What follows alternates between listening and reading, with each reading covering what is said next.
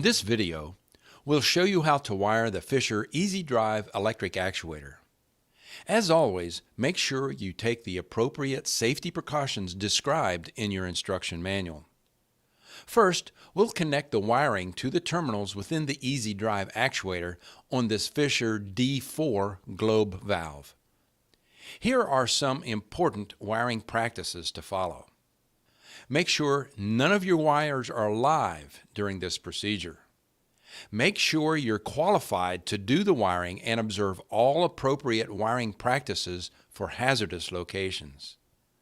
18 to 12 gauge wire size is required. For long wiring runs, we recommend using a lower gauge. For power, any wire over 50 feet should be 12 gauge due to the voltage drop. Fuse the system to 5 amps, 4 amp supply minimum at 12 or 24 volts DC. Ensure all signal shields are connected at the signal source only. Now, let's wire the positioning version of the Easy Drive electric actuator. Each terminal on the terminal cap has been clearly labeled. The power is polarity sensitive, so make sure the power cabling has been properly installed and grounded before attempting to power the actuator. Analog signal wiring should be installed across the terminals labeled 4 to 20 milliamp plus and 4 to 20 milliamp minus, connecting the positive and negative wires respectively. Shielded signal wire is preferred in all installations and again should be grounded at the signal source only.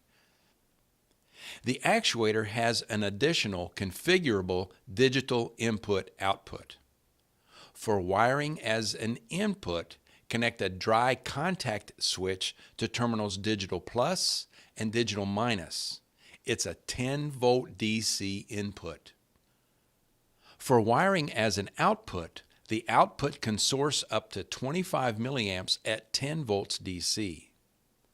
Attach RS485 Modbus wires to Modbus terminals A and B. Apply power to the unit.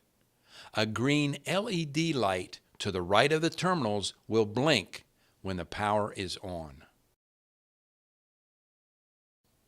You've now successfully wired your Easy Drive electric actuator.